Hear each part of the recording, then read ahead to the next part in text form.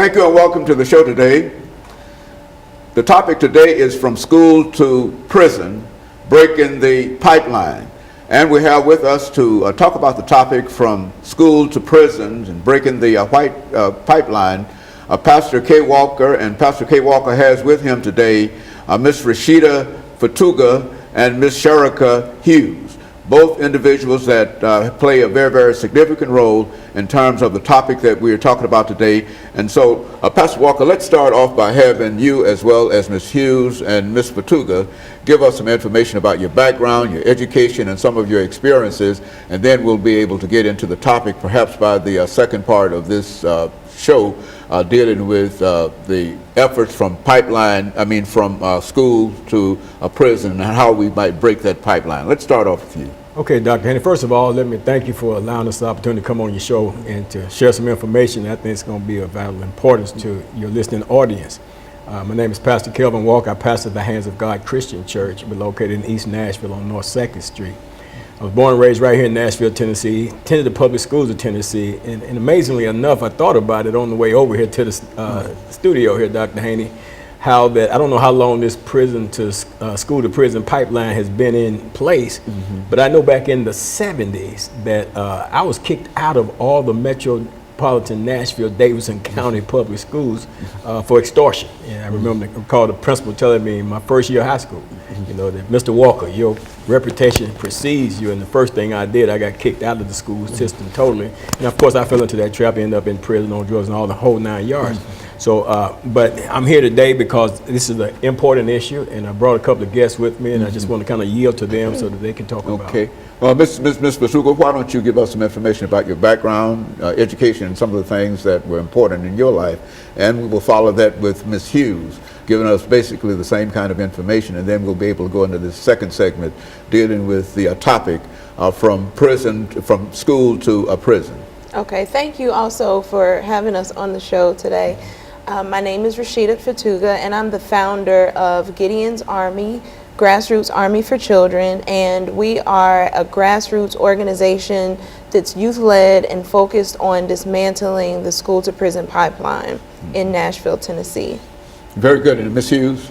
Well, my name is Sharika Hughes, and I'm a student at the Academy of Oconqueror. This is my senior year, and I'm part of the Get Against Army nonprofit program for the Peace Project, help supporting youth in school. And so you're part, in a real sense, part of the program that Ms. Fatuga is talking about. Is that your? Yes, sir. I'm over the youth in school. Pastor Walker, let's look at this idea of from school to prison, and I think that there are a large number of young people, many African American youth certainly, who fall into that trap, into that category. What can we say about that?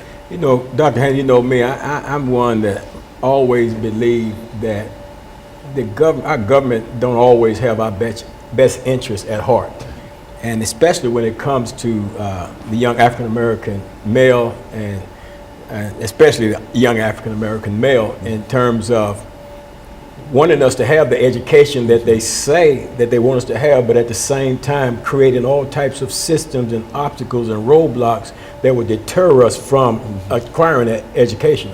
And in our school system, and I think a lot of people are not aware of a lot of the things that take place in our school system that are systematically designed to stop our people from being educated.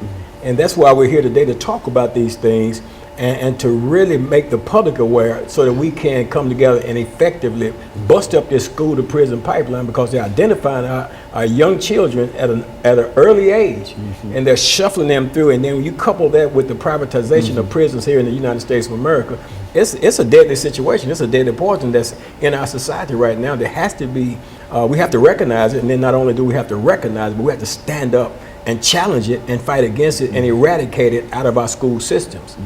Let's see, Ms. Fatuga, now you've established, we've got about a minute before the end of this segment, but you've established this organization, and make some statements about this organization before we end this segment for today, and then we'll come back and we'll pick up with Ms. Hughes. But give some statements in reference to this organization that you've established. Okay, well, Gideon's Army is working on a campaign to stop the school to prison pipeline. And what we're doing is looking at the systemic issues in our public school system judicial courts, and then also just how our kids are handled as far as policing is concerned. That's our focus specifically for this year. And so you think that you've got a good program that can, in a real sense, at least touch this whole problem of from school to prison, and that's why you wanted to bring Ms. Hughes with you today, and she will be able, when we come back, to give us some information in reference to her journey into this program. And we'll be back with our audience following this very, very short commercial break.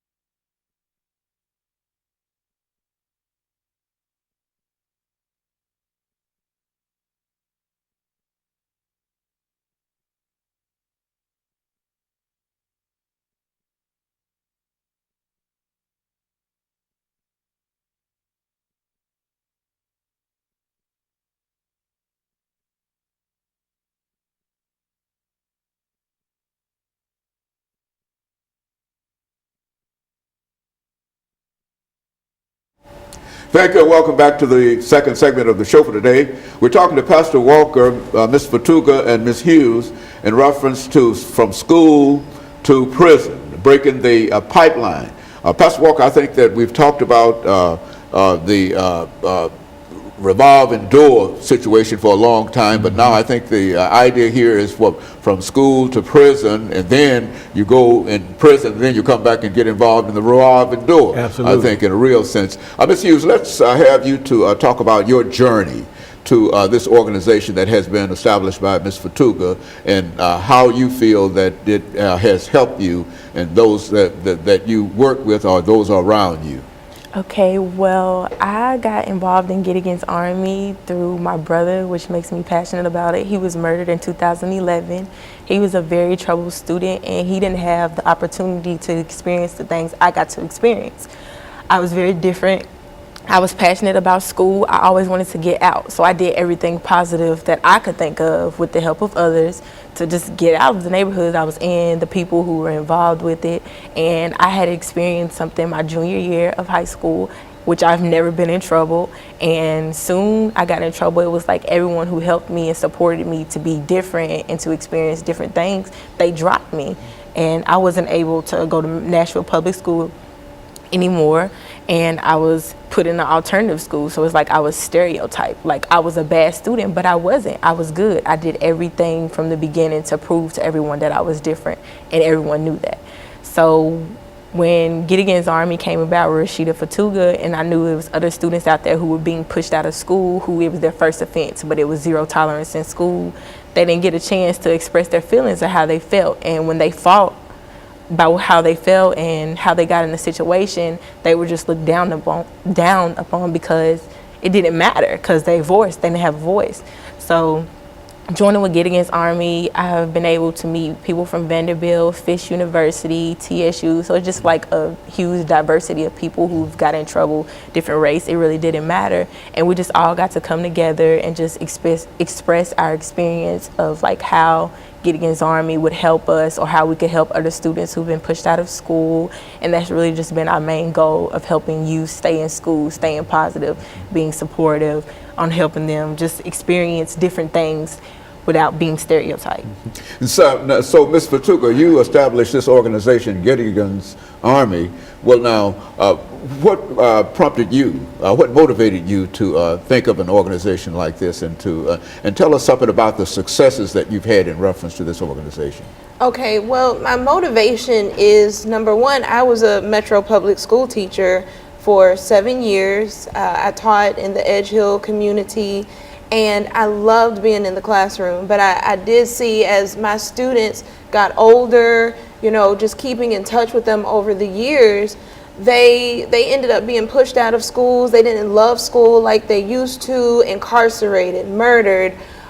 All of these things are happening to my babies, and it came a point in time in looking for other leaders to step up and to do something. And I realized that a lot of people have really great intentions but don't understand community organizing or haven't really done the research to know and understand what really can dismantle the prison pipeline by striking at the roots, not just dealing with little symptoms, putting out fires here and there, but what can we do to cut it at its root. And that's been really the goal and the focus that we've had. We're a relatively young organization, but we've done a lot. We've had a lot of different successes, and success, of course, is relative, but we've been able to build a solid base of young people at a lot of schools to do trainings.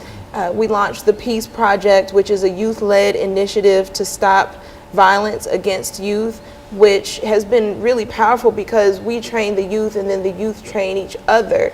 And so they are empowered and can see also how they have control, more control over their environments and over their situations than a lot of times they feel. The system, it's big, and it can also seem very overwhelming and like we can't do anything to, I don't want to say fight the system, but to correct the wrongs within the system, or to restructure the system so that everything and everyone functions properly within it.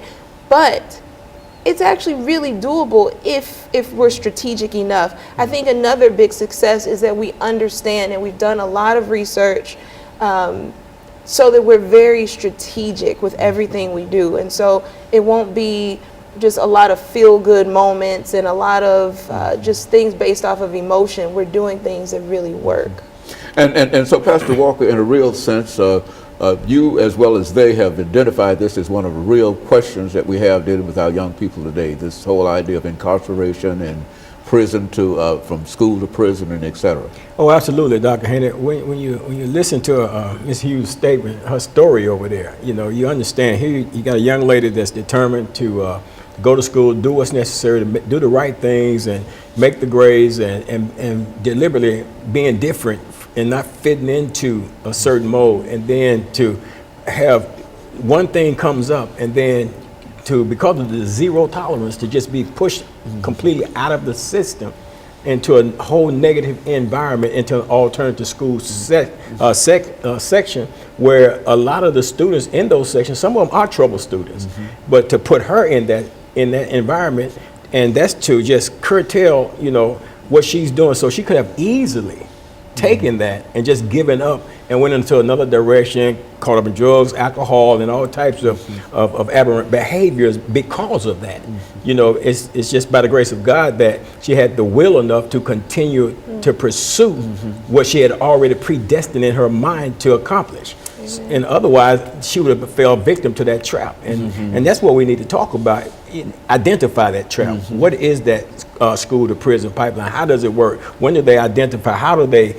What do they do to determine what prison is going to be built in the future in these communities and stuff like that? And so in a real sense, what we're doing here is trying to break that, as you indicated, break the pipeline from there. And the same thing that happens after the pipeline has put them in prison. They go to prison without any kind of reformation or anything and come back, and then they're back to prison again. And so this is really the front end, in a real sense, of this revolving door, in a real sense. Absolutely, because, you're looking at our children now, because of the privatization of prison in America, you're looking at children as commodities, So this is how do we make money off of these students? And of course, we know slavery is still legal in the prison system. So if I can get this free